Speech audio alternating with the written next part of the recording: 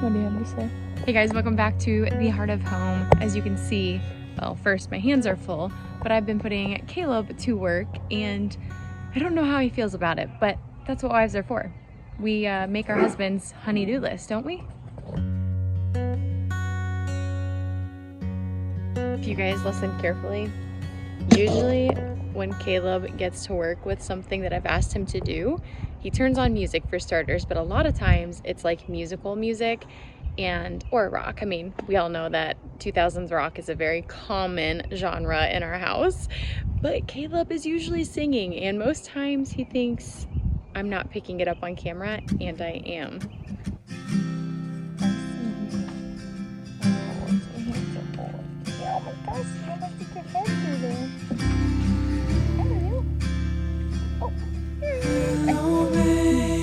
I don't think I've shown you guys the new part. Well, actually, to be fair, there's a lot I've actually gotten done that I haven't filmed, so I'm sorry, but let me give you guys just kind of a quick rundown of the things that I've been working on. Do you guys know we are trying to maximize our suburban home? As you can see, we're very close to neighbors. We share fences around here. We don't want to wait. We don't want to wait until we have property to start maximizing and stewarding what we have been given, what we've been entrusted with. And so we are doing our absolute best. So one of the things that we are doing is this space used to be just very poorly seeded. There used to be a bunch of overgrown weeds and shrubs and all that stuff when we bought this house, like there was everywhere.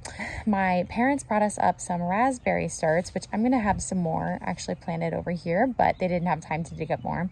They also brought us some rhubarb, which you can see has taken a good old beating. It wasn't as young as we wanted it to be when we moved it. And the best thing I can do right now is actually come out and clip off some of the bigger leaves so that the plant begins to put its energy back into establishing more roots rather than trying to photosynthesize and grow fruit. What I also did is I moved some hostas over here. Now these are not edible. Well, I think people can actually eat them, but I'm not going to tell you to try that because I think that sounds strange. Maybe someday I will. But we do have strawberries. These are just June bearing strawberries. So that means that all of the fruit that they produce, they'll put off in June, depending on where you grow. But it means all at once. You look like you're all... Put your arms out. It'll look like you're flying.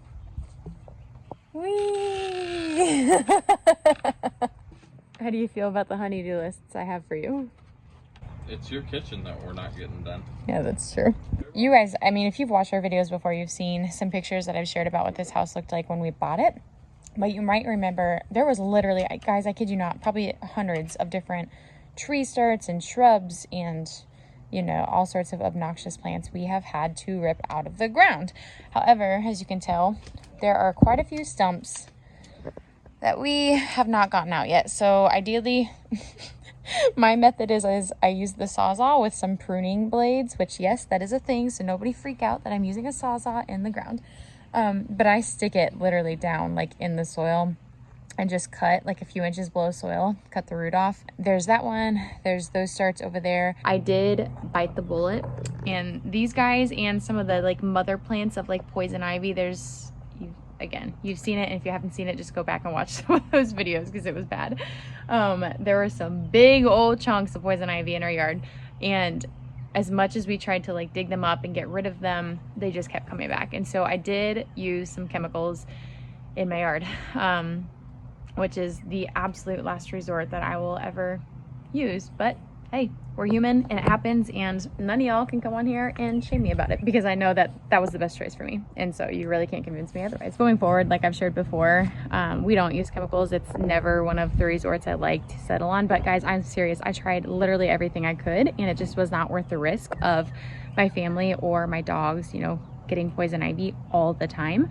And these stumps, they were so big. We don't have a truck with like a chainsaw or with chains to like pull the stumps out of the ground. So we did what we could, and now we are rebuilding the soil and just the ecosystem in that area as we can. I need to get some of these little downspouts put on in a couple different areas in our yard, this being one. We're also going to change that stone water catch. I think Caleb got like a little rock form thing. I don't know.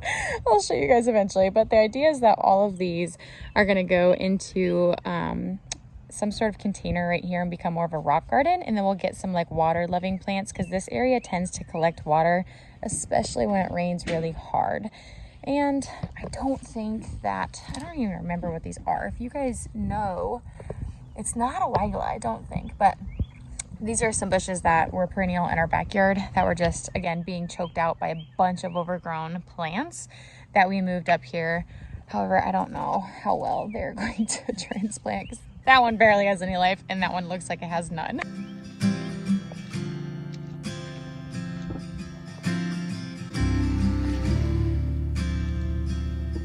Hello, baby. Hello, home. Hello, Anna. Till it's gone. So Silas is still gone on vacation. It was his Christmas gift with my parents. And so we've been trying to knock out as much as we can. And one of the things that we are tackling today that he may or may not be super thrilled about is building the foundation for our beehives. Show us your muscles. I'm little man. So with beehives, you can either be as boring or as fun as you want to be. And I, of course, chose to be fun. So we went to Menards and picked up a few things for the foundation. But I also grabbed a few different things of paint so that I can paint my bee boxes. You guys want to know how dedicated of a worm keeper I am? When I see wee little worms after it's rained, this guy's struggling. He's dry. He's dry, dry, dry. He could barely move across the floor. I rescue them. Most people just walk on by and let them shrivel up and dry, but I'm like, how miserable of a death. They're way too good for our soil and for our gardens. So I'm digging him a hole to put him in, not to bury him, but to keep him alive. All right, little buddy. There you go.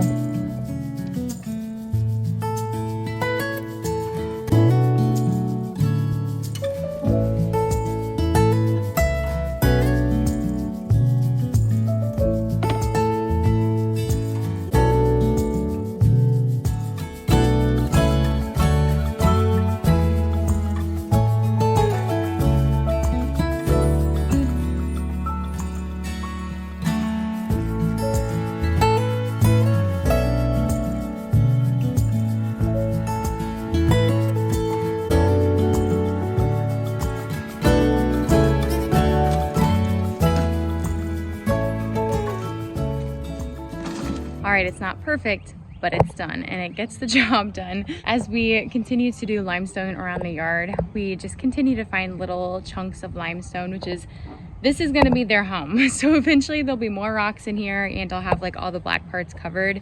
And when we get more mulch, I can build more mulch up around the sides. So that's done. It was super cheap. So I'm going to show you guys one of the other things I have been working on and not recording because, you know, life just gets in the way. I'm going to try to do that in between Caleb cutting things. And then I'm going to have Caleb explain to you just real quick what kind of foundation he's building for our bee boxes.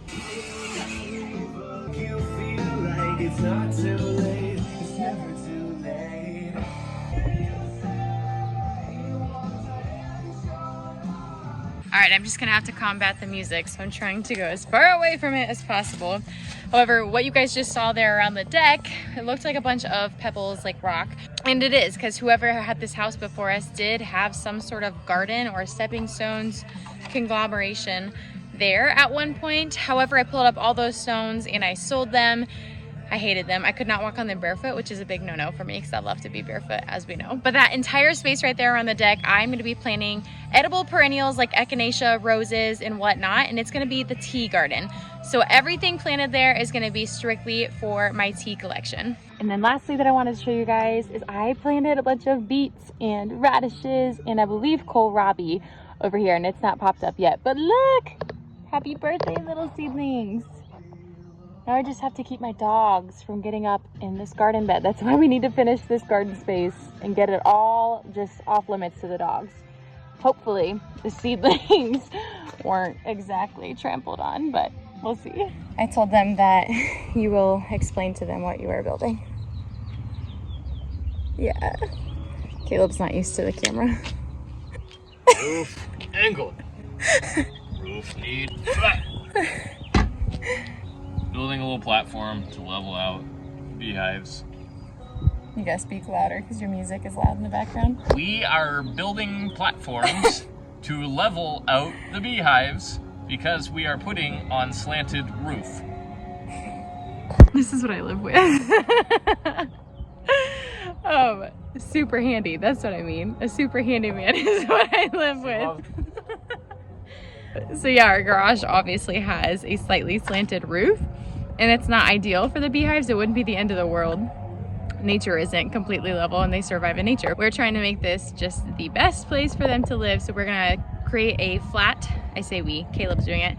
We're gonna create a flat platform up on the roof, and then we'll have cinder blocks and 4x4s that are gonna be kind of the base for our beehives.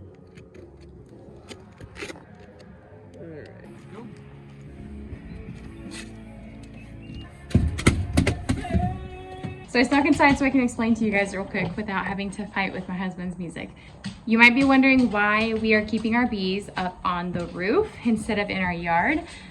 Must I remind you, our yard is, we live in a suburban area.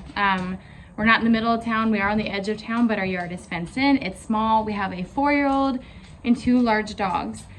Beehives, really, bees don't love having anything like 15 to 20 feet in front of the entrance of their hive. It's really where they're flying horizontally. And if you get in the way, you're more likely to get stung. And the odds are, if the dogs are in the yard and have access to hives, they might learn really quickly to not, but I just really don't want to deal with that. And again, I have a 4-year-old and it's not worth the risk. So we have a perfect space up on our roof, and it's an area that I haven't been able to maximize with gardening and whatnot, and don't plan to, because it's not a super stable, super like strong industrial roof like you see like in the middle of cities with people having gardens up on roofs. A couple beehives up here, yeah, it adds a few hundred pounds, but it's not anything atrocious. So this is how we're gonna maximize this part of our little suburban homestead. In the meantime, I have beehives that I need to go paint because it is swarm season, and I've seen a few other people in Iowa already catching swarms, which means I'm behind the game. So I need to get on top of this. I need to get them painted, get them dried, get my frames ready, put my swarm boxes out, and see if we can catch our own swarm this year. So stay tuned if that's something that interests you. I've said this before, if you're interested in watching somebody fail and learn things a very hard way, I'm your girl. So make sure you subscribe and like this video so that you can see more content. Until next time, guys, see you later.